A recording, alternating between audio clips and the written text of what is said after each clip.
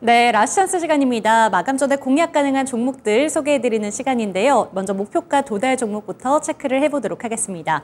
첫 번째 도달 종목은 김영애 전문가의 추천 종목인 라운피플입니다. 라운피플의 목표가는 8,000원이었고요. 고가는 오늘 장중 고점 8,860원 터치를 하면서 23.92%의 수익률을 기록합니다. 두 번째 목표가 도달 종목은 최원재 전문가님의 펄어비스가 목표가에 도달해줬는데요. 목표가는 58,000원이었고요. 장중 고점 오늘 58,700원 터치를 하면서 수익률은 17%를 넘어섰습니다. 네, 오늘 이 시간에는 하이투자증권의 이화진 과장과 이 시간 함께 보도록 하겠습니다. 네, 과장님 안녕하세요. 네, 안녕하세요. 네, 저희 목표가 도달 종목이 있어서 이 종목부터 한번 리뷰를 듣고 가겠습니다. 제우스가 7월 14일에 목표가에 도달해줬는데요. 이 종목 리뷰 먼저 부탁드릴게요. 제우스 같은 경우는 이제 최근에 이제 반도체 HBM 관련주로서 시장에서 이제 크게 이제 부각을 받고 있었는데, 물론 오늘 이제 빠진 거는 좀 2차 전지 쪽에 대한 수급이 강함으로 인해 가지고 좀 반도체가 빠지는 것 같습니다. 이제 사실 이제 HBM 관련은 이제 전 지금부터라도 좀 생각을 하고 있고, 이제 뭐 목표가를 도달을 하긴 했습니다만은 일단 먼저 2차 목표는 5만 원 이상으로 보고 있기는 한데, 일단 5만 원으로 먼저 제시하도록 하겠습니다. 일단 그 이유 같은 경우는 이제 삼성전자가 이제 이번 달 말쯤에 이제 실적 콘콜을 발표를 할 때, 일단 제 생각은 그렇습니다. 물론 마이크롤이 추가 감산 얘기가 했었고, 사실 이번에는 삼성전자 입장에서는 추가 감산 얘기보다는 오히려 이제 캐펙스 투자 증설에 대한 얘기가 좀 나오지 않을까 싶습니다. 이제 워낙 이제 AI 수요가 본격적으로 시장에서 이제 크게 부각이 되고 있는 상황에서 이제 삼성전자 입장에서도 이제 HBM 시장 자체가 워낙 이제 SK 하이닉스가 좀 독점을 하고 있는 만큼 이제 본격적인 증설이 나오게 되게 되면 전공정에 있던 이런 습식 세정에 대한 장비에 대한 수요가 크게 좀 증가할 것으로 보이고 있기 때문에 제우스가 훨씬 여기에 대한 수혜를 크게 좀 부각받지 않을까 생각을 하고 있기 때문에 충분히 사실 여기서 이제 일제 처리한다기보다는 오히려 목표가를 상향을 하고 오히려 또 어느 정도 매수 구간으로 또 올 수 있는 부분이 되지 않을까라고 좀 생각을 하고 있습니다.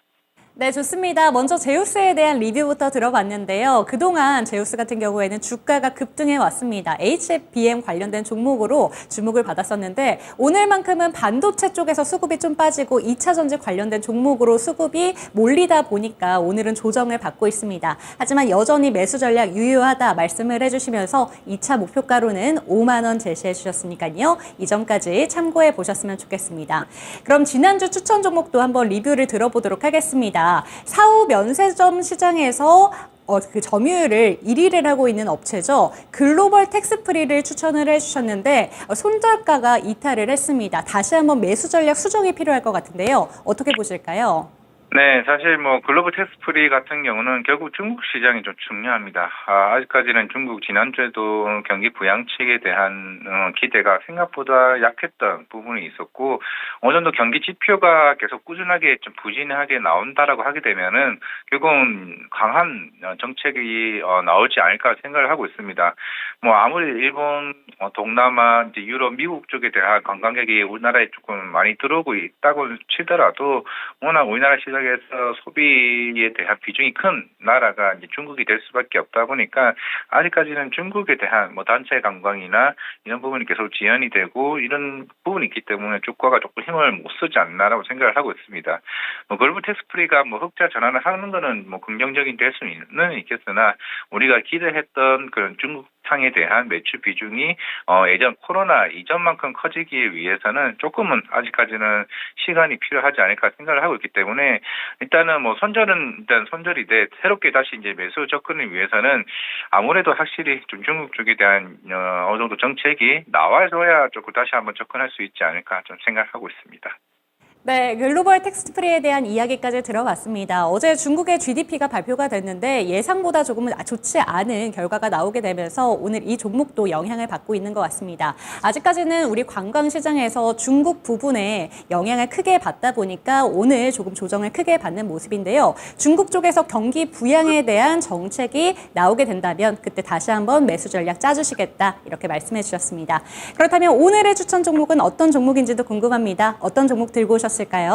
네, 일단 시노펙스라는 이제 회사를 일단 들고 왔고요. 사실 뭐 이 회사는 워낙 이제 예전에 이제 필터 사업을 본업으로 영위를 하고 있었고 2006년부터 이제 그런 스마트폰에 들어가는 이제 FPCB 쪽으로 시장을 진입을 했습니다. 그동안 뭐 주가가 조금 빠졌던 것도 있었고, 이제부터는 지금 7월 26일에 이제 갤럭시 언팩 행사가 열리게 됩니다. 근데 갤럭시 폴드 쪽으로 들어가는 이제 FPCB에 대한 실적이 좀 3분기에 좀 크게 좀 기대를 하고 있다라고 말씀을 드릴 수 있을 것 같고, 기존에 이제 5G에 대한 스마트폰 자체도 작년보다는 확실히 올해가 그나마 좀 출하량이나 이런 목표치에 대한 부분이 크게 좀 사양되는 부분이 있습니다. 결국에는 이제 5G 스마트폰 쪽도 많이 들어가기는 하지만은 그만큼 이런 폴더블 시리즈 같은 경우가 이제 워낙 이제 마진도 굉장히 크고 그리고 그만큼 수율이 많이 나오게 되면은 단가 자체가 이제 높기 때문에 매출 비중이 좀 크게 영향을 미칠 수가 있습니다. 결국에는 삼성전자 쪽으로만 이제 아직까지 들어가는 부분이기 때문에 갤럭시 폴드가 생각보다 흥행에 성공한다라고 하게 되면은 시노패스도 그의 큰 수혜주로 시장에 크게 관심을 받지 않을까라고 생각을 하고 있고, 물론 이런 FPCB 시장에서 사실 성장성이 가장 큰 거는 이제 전장용입니다. 이 회사 같은 경우는 아직까지는 이제 스마트폰의 매출 비중에 대비해서 한 10% 정도밖에 되지는 않습니다. 아직까지는 이런 전장용 전기차 자체가 시장의 침투율이 10%도 아직 안 되기 때문에 일단은 우리 현대차그룹 쪽에 들어가는 이제 EV 배터리용 전장용 FPCB 같은 경우 이제 아마 해외 완성차 업체들에게도 이제 고객사를 조금 더 확대되는 흐름으로 가지 않을까 싶습니다.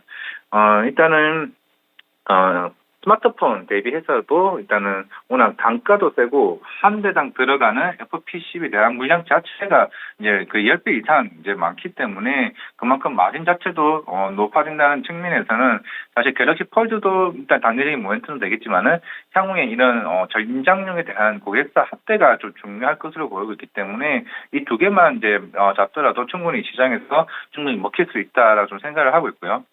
그리고 물론 이 회사가 필터 사업으로 하고 있는 게 반도체 필터도 하고 있지만은 그리고 바이오 케미컬 이제 소조 필터도 하고 있고 지금 현재 시장에서 관심을 갖고 있는 혈액토스 필터입니다.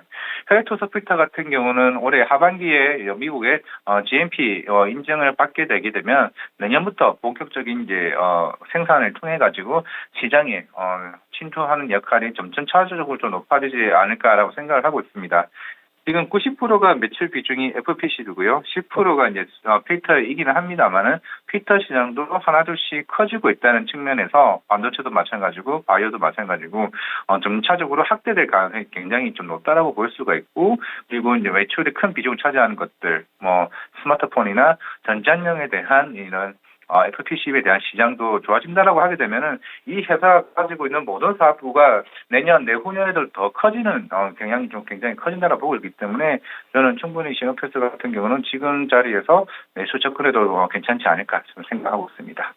네, 오늘의 라스트 찬스 추천 종목으로는 시노펙스에 대해서 얘기를 해주셨는데요. 이 회사가 갖고 있는 모든 사업 부분에서 성장성이 기대된다라는 점을 짚어주셨습니다. 그렇기 때문에 앞으로 주가의 향방이 어떻게 될지 참 기대가 되는 종목이기도 한데요. 매수 전략도 어떻게 짜는지 궁금합니다. 매수 전략 함께 짜주시죠. 네, 매수 가격 때는 전 지금도 지금 충분한 매수 가격이라 생각을 하고 있고, 이제 2차 목표가로 이제 5,000원, 손절가 3,000원인데 일단 시장에서는 좀 시노패스 얘기가 조금씩은 좀 계속 나오고는 있는 것 같습니다. 물론 탐방도 다녀오긴 했었습니다만은 사실 여기까지는 시장에서 조금 강하게 그 드라이브를 걸 수 있는 아직 공개적인 모멘텀 아직은 나오진 않았습니다. 대부분 다 비공개인 상황이기 때문에 제가 봤을 때는 전장용에 대한 이런 실제로 고객사 확대는 같은 경우는 충분히 이번에 2분기나 3분기 실적을 통해서 조금 확인할 수 있다는 점을 봤을 때 조금은 만약에 사전적인 의미보다는 사후적으로도 충분히 매매로 트레이딩을 해도 주가가 좀 올라갈 수 있다는 측면에서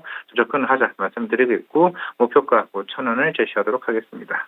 네, 먼저 매수 전략 다시 한번 정리를 해드리도록 하겠습니다. 매수가는 지금 현재가에서 접근이 가능하고요. 목표가는 5,000원, 그리고 손절가는 3,500원 제시해 주셨는데요. 3분기 실적 발표 이후에 접근해보는 것도 한 가지의 전략이다라는 점 짚어주셨으니까요. 이 점까지 참고해 보셨으면 좋겠습니다. 네, 과장님 오늘도 좋은 말씀 감사드립니다. 네, 감사합니다.